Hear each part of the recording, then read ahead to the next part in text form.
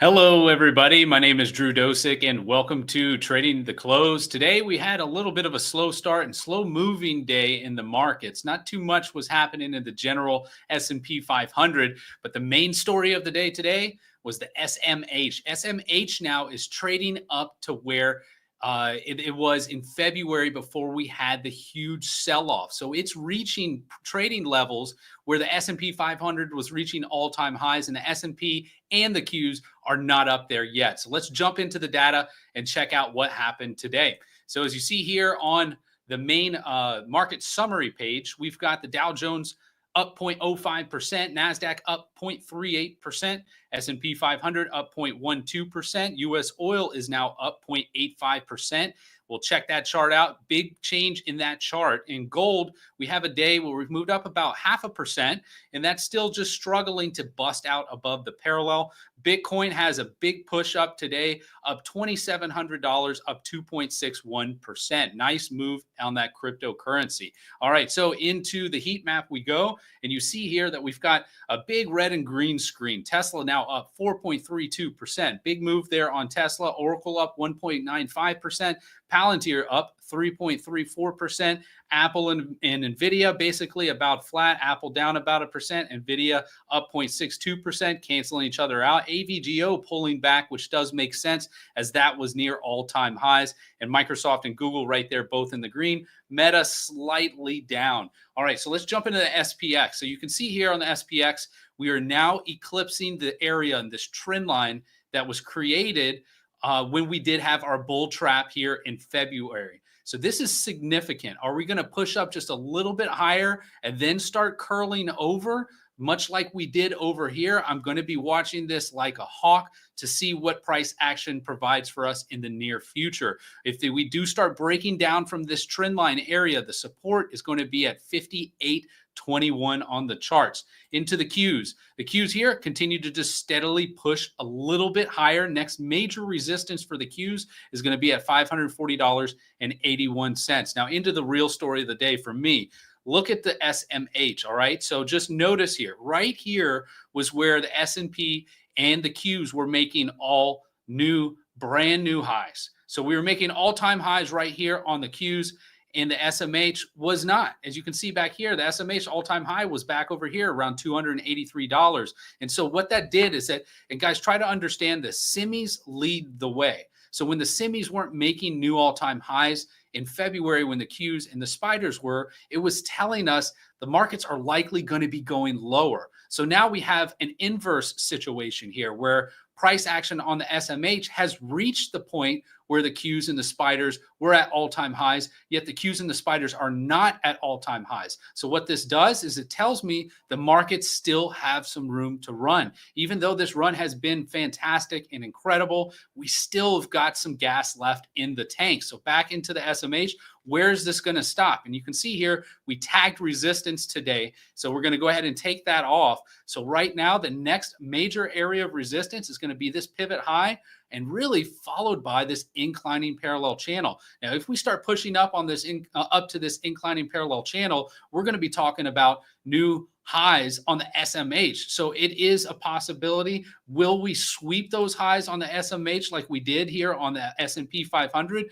We'll come to see that in the future, but all in all, amazing push on the SMH. And if you know anything about time counts, we are getting to an extended period right now. So some consolidation is likely needed right here at this pivot area before bulls can jump on board and push price higher on the SMH. Into the IWM. IWM also another fantastic push higher. Last time we had a show, it was Thursday. So you can see here on Friday, we closed above this breakout area on IWM. That now makes this a confirming move above this declining trend line. Now, that doesn't really mean we're going to go to all-time highs. What it does, though, is it changes this trend line into major support. So right now, today, we did tag resistance right up here at 214.38. And the likelihood now for IWM is that we should have some sort of pullback, maybe even to this consolidation. There's only 3 days of consolidation and then a move higher. But ultimately, a move down here to this trend line would be a buying opportunity for the IWM now that it has confirmed above this line.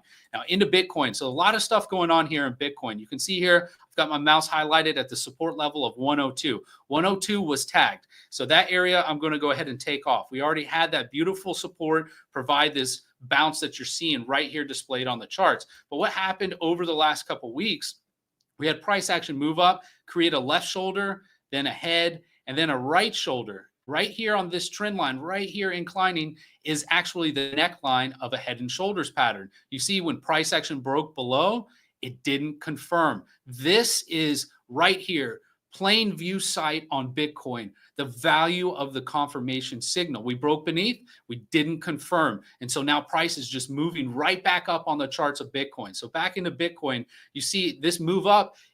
Even though it was somewhat short for now, it is very bullish and a lot of buying pressure in Bitcoin, because look at this declining trend line connected from pivot high to the next pivot. We're trading right through price on Bitcoin today. And if I zoom into the 10-minute chart, you can see we stuttered around that area just for a little bit, about an hour or so. And then we continued pushing higher. The resiliency on Bitcoin is truly astonishing, because that area is that trend line, as you see, also was just above the 50% area of this parallel, where price stalled out as well. When it broke up here, got rejected, it caught support on this 50% area of the parallel and then proceeded to move higher. There's so much information contained right here in this chart with the trend lines, with this neckline that now has been broken, and then also this 50% area and breaking through that trend line. Truly incredible move for Bitcoin over the last few trading days.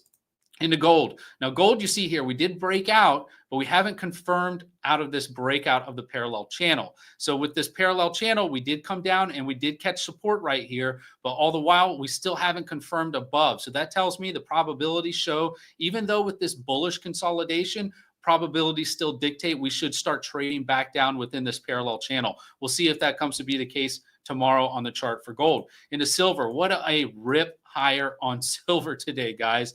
I've been talking about this for quite a while now with this inverse head and shoulders pattern. This target doesn't seem that far-fetched anymore of $38.97. All the while, this big extended move needs to hang out and chill for a little bit so it can consolidate, gain more momentum before moving up higher there to the $39 level, completing the measured move on silver. So watch for any pullbacks, maybe even down here to $35 as a buying opportunity for silver to move up there to $38.97. Into U.S. oil. U.S. oil also, we didn't have trading to close on Friday, but you see here Friday's candle closed above these pivots and also confirming a move back into this declining trend line that we see highlighted right here on the screen. Now, also you can see, and I know it doesn't technically qualify because this candle is lower than the head, but the neckline for this inverse head and shoulders pattern has already been breached and is now triggered and moving higher on the charts. Next stop for oil is going to be up here, $68.69. Granted, it can get through this consolidation and pivot zone right here because we're right now into resistance. We'll see if we start consolidating over the next couple of days, but then ultimately the major target there is right here displayed at $68.69. In nat gas is a bipolar chart. It is up and down as we've highlighted. And then now today we had trading back within this wedge, but then we're now trading underneath it. All in all, even though it's closing beneath this wedge, I still like this bull flag short-term pattern, this nice V-shaped recovery, bull flag pattern. The probabilities I see on the charts are dictating that we should move higher up to $4.18. We'll come to see on nat gas chart tomorrow. Into the 10-year yield. The 10-year yield now, notice here on Friday, we pushed up very nicely on the 10-year yield, but where did price action stop? Here on the 10-year yield chart, right here at this declining trend line, which was a previous neckline for an inverse head and shoulders pattern that has not played out. So all the while still watching this trend line. This is really going to dictate where the 10-year yield goes. As long as price action stays underneath, we're going to continue down, potentially hitting the bottom end of this parallel. Otherwise, if we do break above, this pivot high will be in jeopardy and likely tested at 4.8, followed by all the way up here, 5.289, still on the radar for the 10-year yield.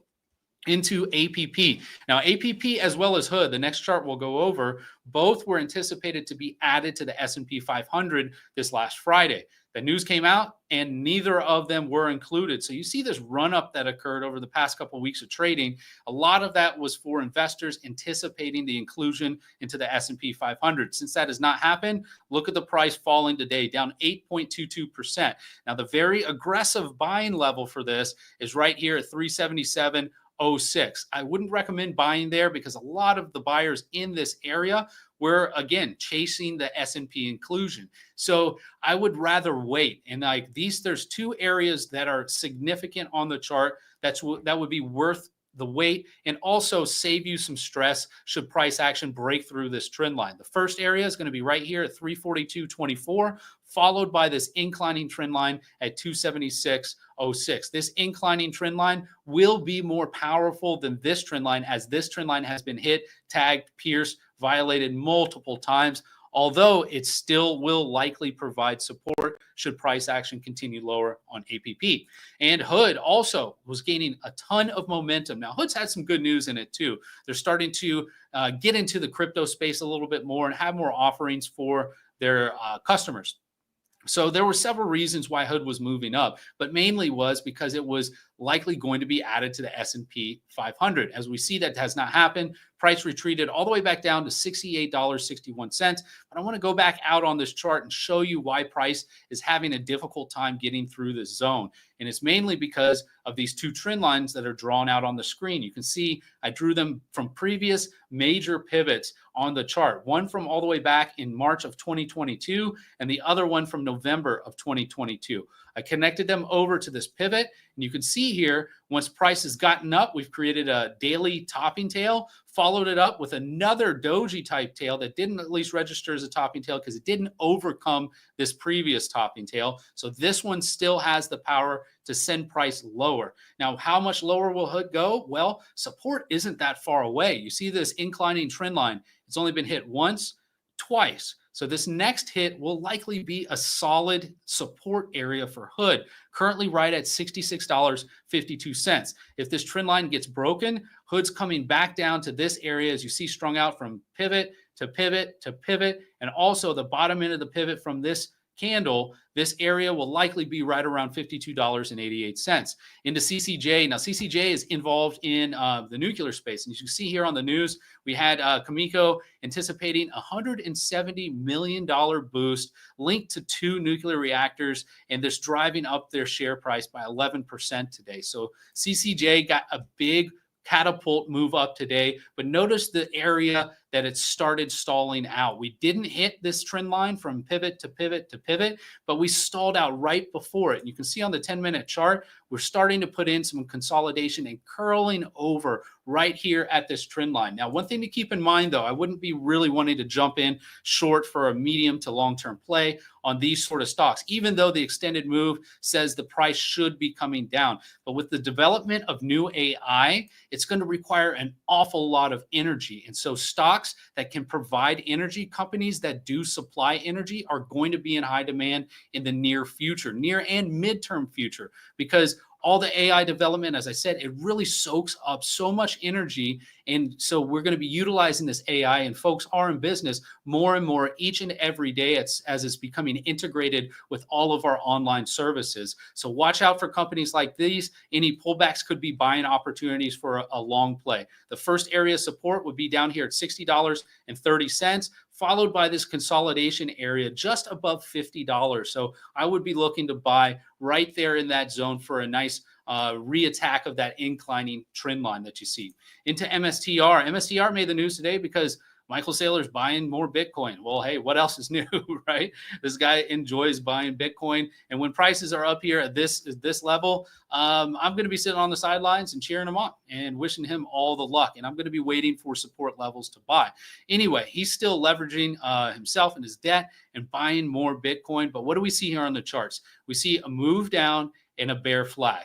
We also have this declining trend line. Now, this declining trend line has been hit a few times, so it is vulnerable to being broken through. If this momentum continues, mainly if Bitcoin starts making new all-time highs, then we can talk about potentially breaking through this trend line and pushing up to the next resistance at 476.43, which would be a substantial gain for MSTR. We're talking about 20% move higher on the charts. Should this trend line continue to reject price, we'll see if it bull flags, much the similar fashion that IWM bull flagged right through here before breaking through. So we'll have to see how that develops. Ultimately, though, major support's going to be down here on this inclining trend line right around 287, just under $300.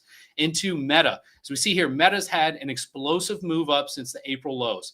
Very fantastic move on Meta.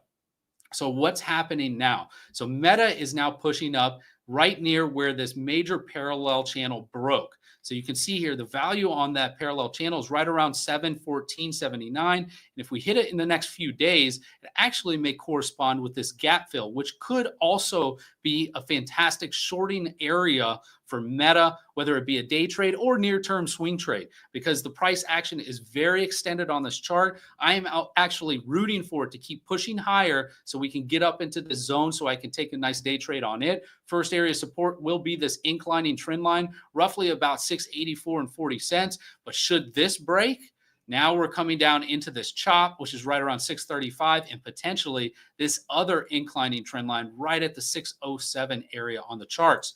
Into FSLR. Now, FSLR, we discussed this last week and how we had a breakout on FSLR, a nice move above, and then we didn't yet confirm. We had a price action close just beneath the trend line here. It moved higher on Thursday, and then we have not yet confirmed, but price action is coming down. That's still fine for this chart because there is very good support on this inclining trend line just underneath the declining trend line. So should price continue coming down on FSLR right into the 152 to 157 range, right in that area, there should be good support for another continued move up higher. First resistance is at 189.22. Now into another altcoin, TAO and Bittensor. You can see here there's a number of trend lines here on the chart, and I want to highlight those to you. So the first one and the larger time frame one is the one I'm really focused on for the mid to long term. That's an inverse head and shoulders pattern with a targeted measured move up here at $811.09.